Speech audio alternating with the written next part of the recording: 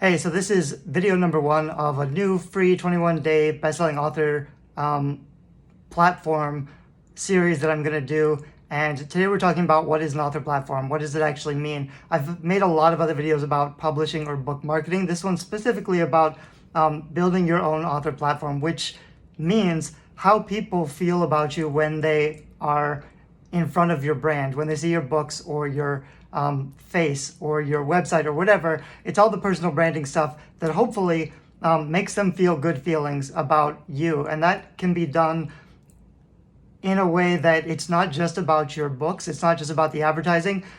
It's a personal relationship you build with your readers. So you probably are going to want to get them on an email list, and then the quality of the content that you send out over the first few weeks. And also, of course, the books that you give them, the free stories or the paid stories, has to satisfy them. That's a big part of keeping it an audience. But there's more to publishing than just the book. And I know a lot of authors hate that because authors don't want to necessarily build another platform or talk to their readers. If you're an introvert like me, you just want the book to be its own thing, to exist by itself. And we'll talk more about that later. It definitely is possible to just focus on the conversion and the advertisement. So you put out a book that works really well and you advertise to the right people and they buy the book. You don't have to interact with them one-on-one. And yes, that's the best, most direct way to do it. The problem is that everybody else is doing that too. And authors who have a bigger backlist or are more established, they can outbid you for advertisements, which means it'll never really be profitable for you to advertise your book when you're competing against, big players who have a much bigger budget. So an author platform does two things for you.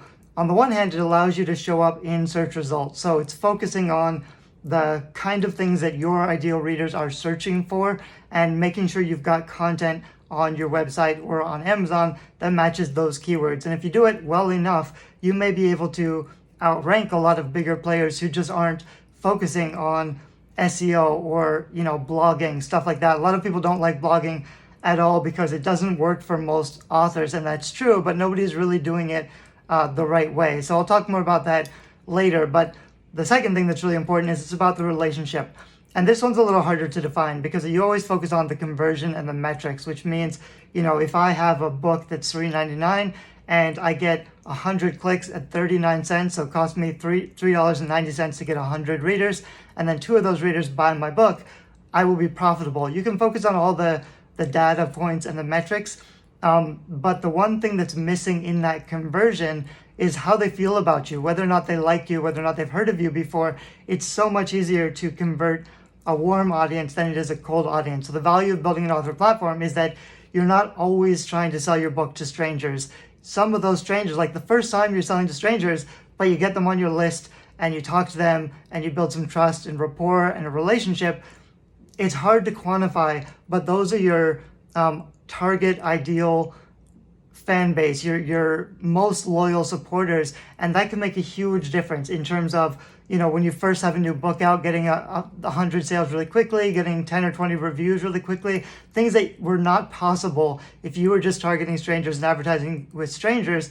You might have a really successful book launch and get to number 1, but you won't have long-term sustainable sales unless you are also building an audience that you can reach out to for free who is more likely to engage or take action. And that's what you can do with an author platform. So that's kind of all I have for this first video, which is about writing a heroic author platform that gets people to love and support you.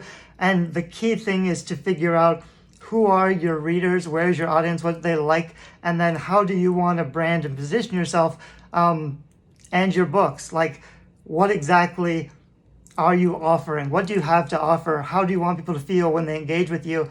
That can be your author profile or the photos you use or the header images that you use on your blog, even like your A+ content. It can mean a lot of different things, but you've got to do it intentionally and have a holistic platform that kind of all has the same vibe. It can be matching fonts, matching colors, stuff like that. So a lot of it is design based, but once you figure it out and you make some decisions, then you want to just put it out everywhere. But it also matters, and we'll talk more about this later in another video, when they sign up to your list, what content are you sending them? What's that first 5 or 6 emails that go out to them that makes them want to stay engaged and have a relationship with you.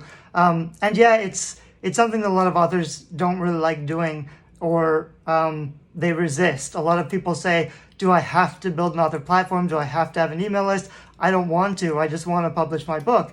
And of course you don't have to, but if you want to sell a lot of books easily without spending all of your income on advertising, which is what most authors do, is they lose money or they break even. And I want to help you get to the profit as fast as possible. It is sort of a in-between, very important thing. And the reason that it works is that most authors aren't doing it. Most authors just don't want to do it. So in the rest of this 21-day series, I'm going to introduce you to a lot of the things that most other people will talk about in terms of book marketing or self-publishing, but we're going to do it a little bit better and a little bit differently. So I hope you stay tuned. This is video number 1. Come back for video 2. Thanks. Bye-bye.